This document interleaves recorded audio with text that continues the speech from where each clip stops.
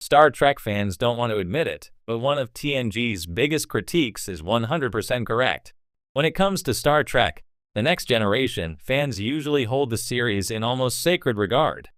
It's the show that revived Star Trek for a new generation in 1987, introduced the world to Patrick Stewart's Jean-Luc Picard, and set the stage for the golden era of 90s Trek.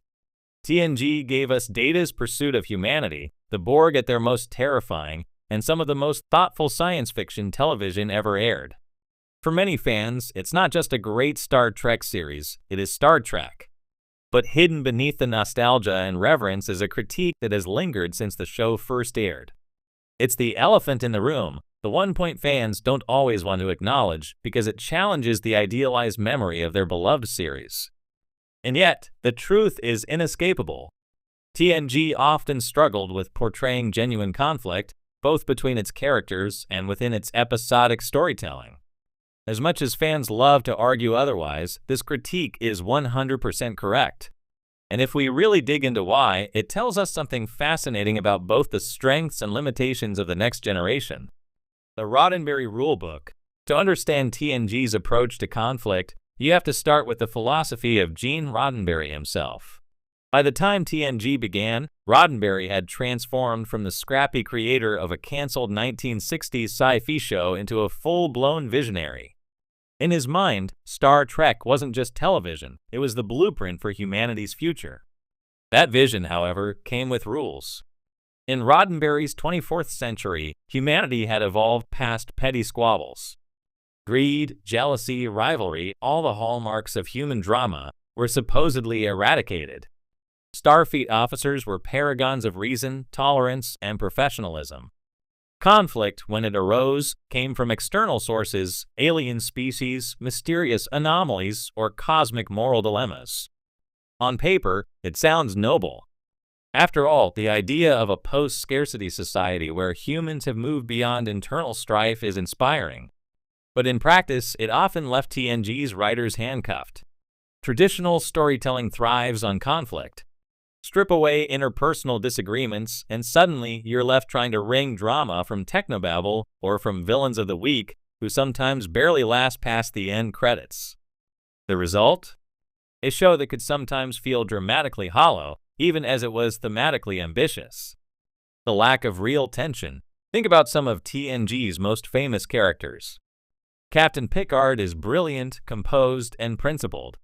Commander Riker is loyal, confident, and endlessly supportive. Geordi LaForge, optimistic and friendly. Beverly Crusher, professional and kind. Troy, empathic and understanding. These are admirable traits, but put them all together and you begin to notice what's missing: friction. The Enterprise D's senior staff is practically a utopian HR dream team. Sure, there are moments of tension, Worf growling in disagreement, Pulaski sniping at Data during Season 2, Picard butting heads with Starfleet admirals, but compared to shows that followed, the lack of interpersonal drama is glaring. This is where the critique hits hardest. For all its brilliance, TNG often felt dramatically safe. Episodes like The Drumhead or The Best of Both Worlds stand out precisely because they crack that veneer of harmony. But far too often, an episode would hinge on a mysterious space anomaly or alien of the week, only to resolve neatly in 45 minutes with a clever piece of technobabble and a Federation smile. The Data problem. No character embodies TNG's conflict conundrum more than Data. Brent Spiner's android is, without question, one of the greatest characters in Star Trek history.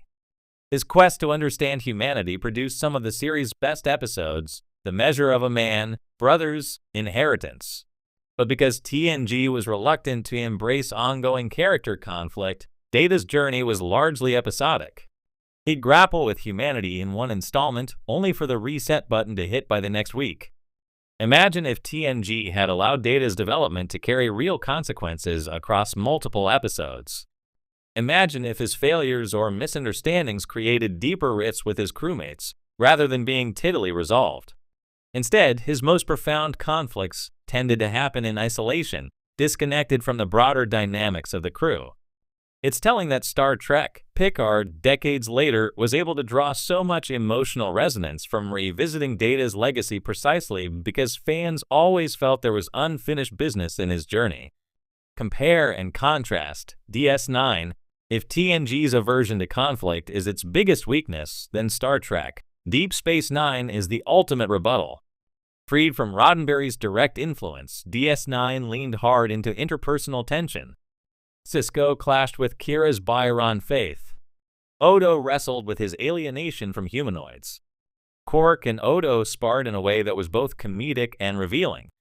Even the friendship between Bashir and O'Brien, one of the franchise's best, started with disdain and evolved into something meaningful precisely because of that friction. Most importantly, DS9 wasn't afraid to show Starfleet officers as flawed, contradictory, and sometimes morally compromised. Where TNG often wrapped episodes in neat moral conclusions, DS9 thrived in ambiguity. Fans who defend TNG's harmony often do so by contrasting it against DS9's grittier realism.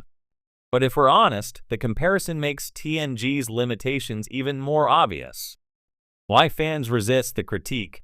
So if the critique is so evident, why do TNG fans push back against it? Part of the answer is nostalgia.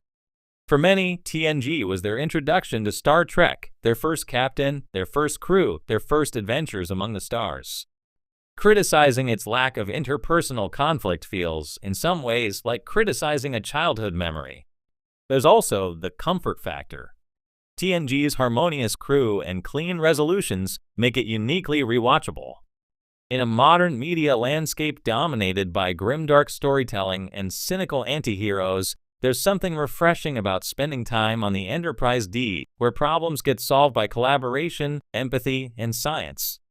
And finally, fans rightly point out that not every story needs interpersonal drama to be compelling. Episodes like Darmok or The Inner Light prove that TNG could deliver breathtaking, emotional storytelling without resorting to soap opera-style conflicts. The other side of the coin. Here's the thing, acknowledging this critique doesn't diminish TNG's greatness. In fact, it highlights what made the show so unique. Yes, TNG often avoided traditional conflict, but in doing so, it carved out a new kind of storytelling space. Instead of dwelling on petty squabbles, it aimed to show us what humanity could aspire to. Picard's crew wasn't just an ensemble of characters, they were role models. They represented the best of us. That's why the best of both worlds is so powerful. That's why Chain of Command hits so hard. That's why All Good Things is still considered one of the greatest series finales of all time. When the harmony cracked, the emotional weight was immense because fans had come to trust in the crew's unity so deeply. In other words, the lack of conflict may have been a weakness, but it was also part of the show's secret strength. The legacy of the critique. Looking back now, it's clear that TNG's avoidance of interpersonal drama shaped the Star Trek franchise in profound ways. DS9, Voyager, and Enterprise all wrestled with how much conflict to inject into their crews. Modern Trek series like Discovery and Strange New Worlds lean far more into character-driven tension, directly challenging TNG's harmonious template. And Picard, in many ways, was decades later,